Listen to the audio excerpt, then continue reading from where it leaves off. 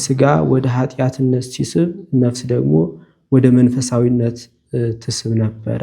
የሰው ልጅ ሕጉን ባፈረሰ ጊዜ በሰማይ ያሉ መላእክት የሰውን ልጅ ይርቁት ይሸሹት ነበር። የእመቤታችን የእርቅ እናትነት ወይም ደግሞ የእርቅ ምልክትነቷ እንዴት ነው?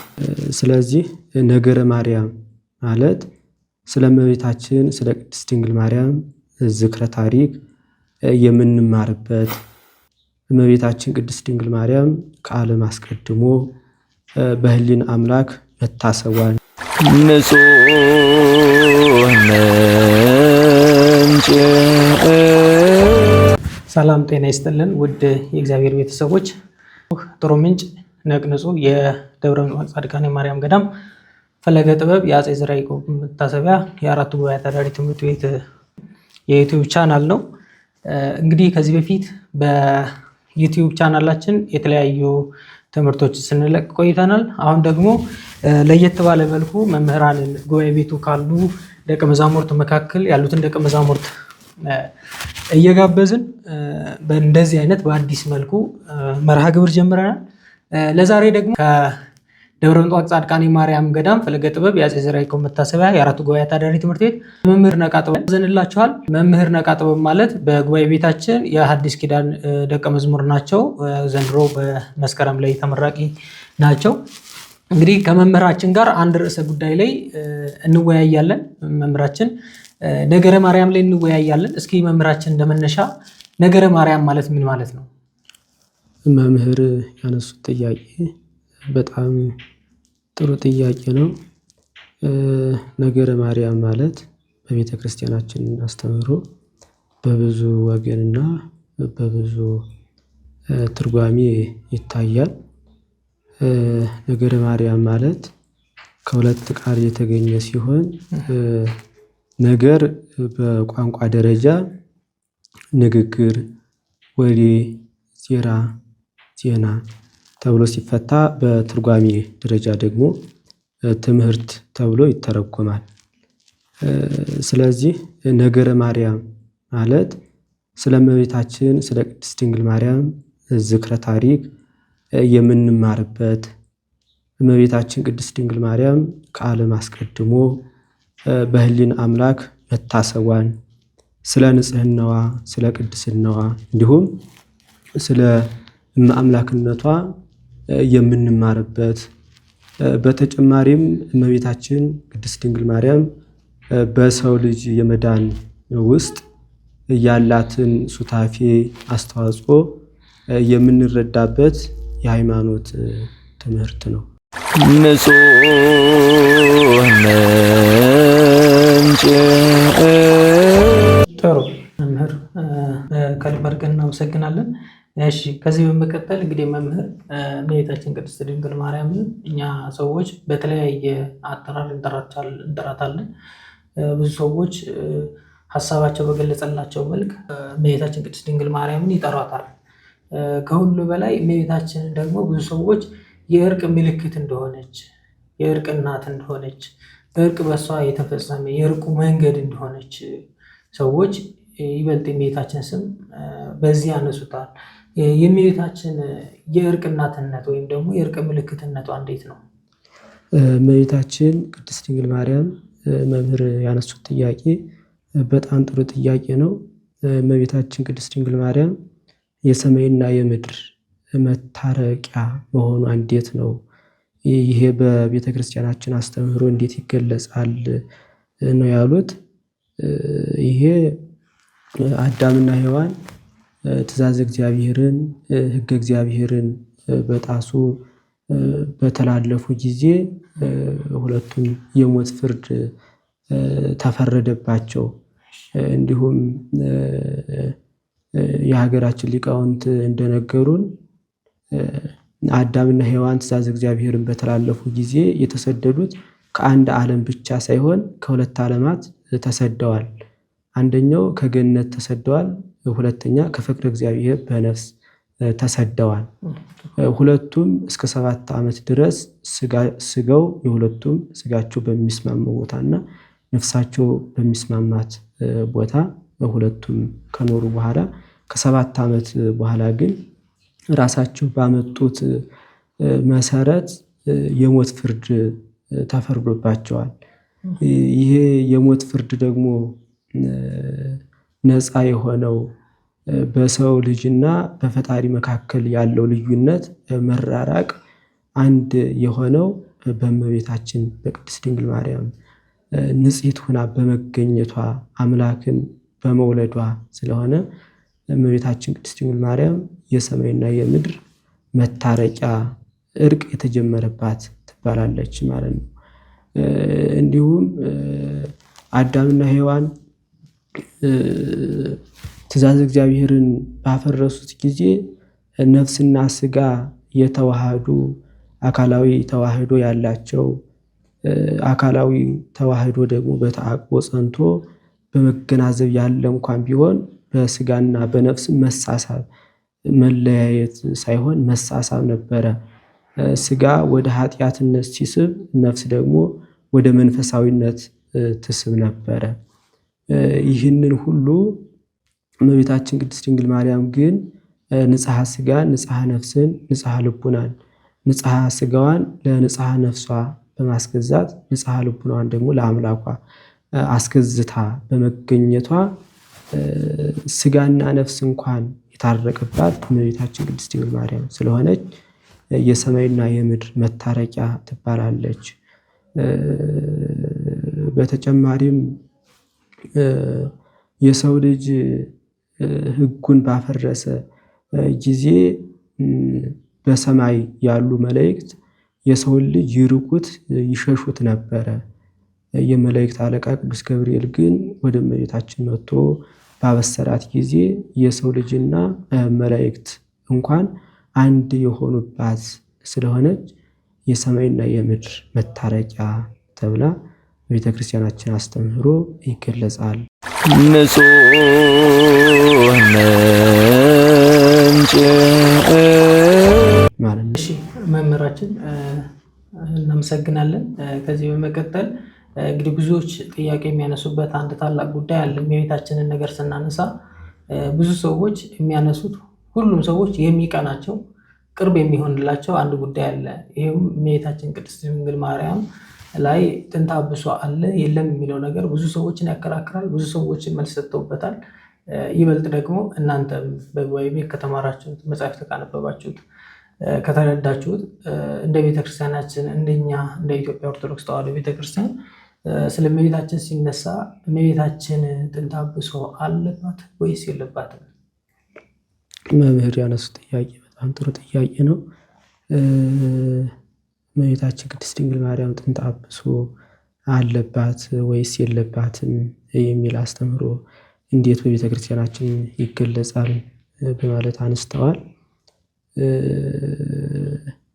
ሊቃውንት እንደሚሉት ለእመቤታችን ከተደረገላት ታላቅ ስራ አንዱ ከጥንተ አብሶ ንጽሕት ሆና መጠበቋ መንጻቷና መፈጠሯ እንደሆነ ይናገራሉ። ጥንተ አብሶ ማለት የመጀመሪያ በደል ወይም የጥንት በደል የባህሪ መጎስቆል ተብሎ ይገለጻል። አንድም ጥንተ አብሶ ማለት መርገመ ሥጋ መርገመ ነፍስን ያመጣ የውርስ ኃጢአት እንደሆነም የሚናገሩ አሉ። እመቤታችን ቅድስት ድንግል ማርያም ግን ከተቀደሱት የተቀደሰች ናት፣ ከከበሩት የከበረች ናት፣ ከነጹት የነጻች ናት ማለታችን መርገመ ሥጋ መርገመ ነፍስ ስላልወደቀባት ስላላረፈባት እንደሆነ ቤተ ክርስቲያናችን ታስተምራለች። ይህ የሚታወቅ ዘንድ ጠቢቡ ሶሎሞን አልብኪ ነውር ወይም እንትኒ ለእሌኪ፣ ባንቺ ላይ ምንም ነውር የለብሽም በማለት ያመሰግናታል። የሀገራችን ሊቃውንትም ሰላም ለስርተ ርእስኪ ለርእስኪ የገጽኪ እያሉ የውስጥ የአፍአን ውበቷን ከማድነቅ ጋር ይህንን ሁሉ ደግሞ ጠቅለል አድርጎ በሚገልጽ ሀሳብ ኩለንታኪ ሰናይት እንተ ኀቤየ፣ ሁለንተናሽ በእኔ ዘንድ ውብ ነገር ነው በማለት ጠቢቡ ሶሎሞን ያመሰግናታል። ስለዚህ በእነዚህ ቅዱስ መጽሐፍ ምስክርነት ስንረዳ ከጥንተ አብሶ ንጽሕት ሆና መፈጠሯን እንረዳለን። ሁለተኛ የመላእክት አለቃ ቅዱስ ገብርኤል ተፈሥሒ ፍሥሕት ኦ ምልዕተ ጸጋ እግዚአብሔር ምስሌኪ ቡሩክት አንቲ እምአንስት ጸጋን የተመላሽ ወይ ተፈሥሒ ደስ ይበልሽ እግዚአብሔር ከአንቺ ጋር ነውና ቡሩክት አንቲ እምአንስት አንቺ ከሴቶች ተለይተሽ የተባረክሽ ነሽ በማለት ያመሰግናታል። ሊቃውንቱ አንቺ ከሴቶች ተለይተሽ የተባረክሽ ነሽ ማለት ሴቶች ከወለዷቸው አንቺ ንጽሕት ነሽ ቅድስት ነሽ ማለት እንደሆነ ይናገራሉ። እመቤታችን ቅድስት ድንግል ማርያም ጥንተ አብሶ ነውርን ያመጣ ጥንተ አብሶ ኑሮባት ቢሆን የመላእክት አለቃ ቅዱስ ገብርኤል ምልዕተ ጸጋ ብሎ ባላመሰግናትም ነበረ። ምክንያቱም ጥንተ አብሶ የአዳም ኃጢአት ጸጋዋን የተሰጣትን ጸጋ ጎዶሎ ያሰኘው ነበርና ማለት ሊቃውንቱ ይናገራሉ። ሊቁ አምብሮስም እንደዚሁ እርሷ ብቻ ምልዕተ ጸጋ ትባል ዘንድ ይገባል፣ በጸጋ ባለቤት እሷ ተሞልታለችና ማለት ይናገራል። የቤተ ክርስቲያናችን ሊቅ አባ ጴጥሮስ ጸጋ በእያንዳንዱ ፍጡር በተፈጠረው ፍጡር በተከፍሎ በመከፈል በጥቂቱ እንደማለት ነው በተከፍሎ ያድራል፣ በእሷ ግን በምልአት አደረባት በማለት እመቤታችን የቅድስት ድንግል ማርያም ከጥንተ አብሶ ንጽሕት ሆና መፈጠሯን ሊቃውንቱ ይተባበሩበታል ማለት ነው። ነቢየ እግዚአብሔር ኢሳይያስም ስለ ነገረ ድኅነት ተገልጾለት አገናዝቦ ያለፈውን የሚመጣውን አገናዝቦ ሲናገር ወሶበ አኮ እግዚአብሔር እመ ኢያትረፈ ለነ ዘርአ ከመ ሰዶም ኮነ ወከመ ገሞራ እመሰልነ የሰራዊት ጌታ እግዚአብሔር ዘር ባያስቀርልን ኖሮ እንደ ሰዶም በሆን እንደ ገሞራም በመሰልን ነበረ በማለት ይናገራል።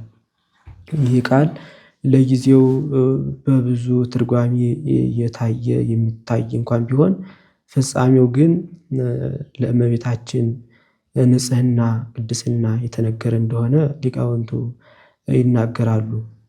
እነ ኢሳይያስ በጥንተ አብሶ ምክንያት ወኮነ ርኩሳነ ኩልነ ሁላችን እንደ ርኩስ ሰው ሆነናል። እነ ኤርምያስም እንደዚሁ ወአልቦ ኩሉ ሰላም ወአልቦ ሰላም ለኩሉ ዘሥጋ ሥጋ ለለበሰ ሁሉ ሰላም የለም። ወስርናየ ትዘርኡ ወአስዋከ ተአርሩ ስንዴን ዘራችሁ እሾክን አጭዳችሁ ብለው እንዲናገሩ ያደረጋቸው ጥንተ አብሶ ነው። እመቤታችን ቅድስት ድንግል ማርያም ግን ከጥንተ አብሶ ንጽሕት ሆና ስለተፈጠረች ጸጋን የተመላሽ ሆይ ተብላ በቅዱስ መልአክ አንደበት ተመሰገነች ማለት ነው። የሀገራችን ሊቅ ቅዱስ ያሬድም ማርያም እስተታሃቱም ትካት ውስተ ከርሱ ለአዳም ከመ ባሕሪ ጸዓዳ እመቤታችን ቅድስት ድንግል ማርያም በአዳም ባሕሪ ውስጥ እንደ ዕንቁ ታበራ ነበረ በማለት ያመሰግናታል። ሊቃውንቱ ይህን ሲገልጹ እመቤታችን ቅድስት ድንግል ማርያም በአዳም ባሕሪ ውስጥ እንደ ዕንቁ ማብራቷ ከጥንተ አብሶ ንጽሕት ሆና መፈጠሯን የሚያሳይ ድንቅ ምስጢር ነው ይላሉ። ይህንን ሲገልጹ ዕንቁ መገኘው ከአፈር ነው፣ ተፈጥሮም ከአፈር ነው። በስነ ፍጥረት አቆጣጠርም የሚቆጠረው ከመሬት ነው። ግን በስነ ፍጥረት አቆጣጠር ዕንቁ ከመሬት እንኳን ቢቆጠር የመሬት ገጸ ባህሪ የለውም። ምክንያቱም ባህሪ ዕንቁ ራሱን የቻለ ብሩህነት ባህሪው ነው። መሬት ደግሞ የመሬት ባህሪ ግን ጥቁርነት፣ ጨለማነት ነው እና ይለያያል። እንዲሁም አባቶቻችን ሊቃውንት እንደዚሁ ሲገልጹ ይሄ ዕንቁ የተባለው ማዕድን በበረሃ ያሉ ሰዎች ዋዕየ ፀሐይ ሲጸናባቸው ቀን ከጥላ ውለው ማታ ቆይተው ማታ እንደሚሰሩ እሱን ዕንቁን ከተራራ ላይ ያደርጉታል። እሱ እያበራላቸው ስራቸውን ይሰሩ ነበረ። ያ ዕንቁ ያንን ጨለማነት ባህሪን ገፎ የራሱን ብርሃንነት እንዳሳየ ሁሉ እመቤታችን ቅድስት ድንግል ማርያም በአዳም በጎሰቆለው ባህሪ ውስጥ ስትኖር እሷ ያንን የጎሰቆለውን ባህሪ ንጽሕት አድርጋ ንጹሕ አድርጋ ንጹሕ ሆና ንጽሕት ሆና የተፈጠረች እንደሆነ ይናገራሉ። በሌላውም አንቀጽ ቅዱስ ያሬድ አንጽሖ ሥጋሃ ቅዲሶኪ ኀደረ ሌሊሃ ስጋዋን አንጽቶ እሷን ለይቶ በእሷ ላይ አደረ ማለት ያመሰግናታል። አንዳንድ ሰዎች ይህንን ሀሳብ በመያዝ ከጥንተ አብሶ አነጻት ለያት ማለት ነው በማለት ይናገራሉ።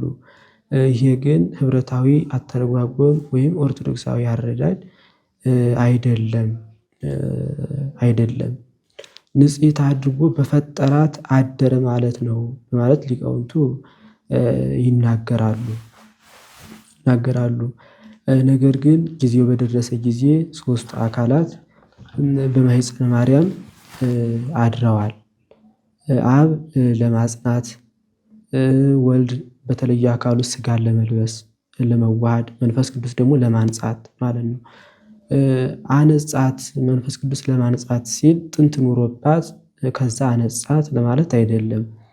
የመንፈስ ቅዱስ ግብሩ ማንጻት መቀደስ መሆኑን ግብሩን ለመግለጽ እንደሆነ ሊቃውንቱ ይናገራሉ። ስለዚህ እንደ ምሳሌ ያህል እንኳን እናነሳ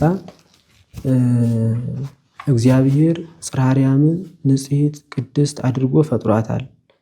ያችን ጽርሐ አርያምን እግዚአብሔር ንጽሕት ቅድስት አድርጎ እንደፈጠራት ሁሉ እመቤታችን ቅድስት ድንግል ማርያምንም እንደዚሁ ንጽሕት ቅድስት አድርጎ ፈጠራት እንጂ ኋላ የነጻች አይደለም ማለት ሊቃውንቱ እንደ ምሳሌ እያነሱ እየመሰሉ ያስተምራሉ ማለት ነው።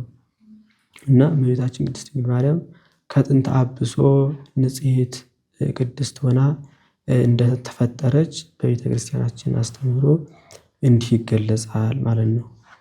እሺ መምህራችን ስለሰጡን ትምህርት እጅግ አድርገን እናመሰግናለን። በቂ የሆነ ቤተክርስቲያናዊ የሆኑ ትምህርቶችን ዛሬ አስተምረውናል። እንግዲህ ከመምህራችን ጋር ቀጣይ በሌላ ትምህርቶች እንደምንገናኝ እርግጠኛ ነን። ምክንያቱም ይሄኛውን ክፍል እንኳን ስላልጨረስ በሌላ ክፍል ደግሞ ነገረ ማርያም ላይ የምንመለስ ይሆናል። ሁላችሁም ጥሩ ምንጭ ሚዲያን ሰብስክራይብ እያደረጋችሁ ለሰዎችም እንዲዳረስ ሼር እያደረጋችሁ አገልግሎቱን እንድትደግፉ እናሳስባለን። ቸር ቆዩ። ንጹሕ ምንጭ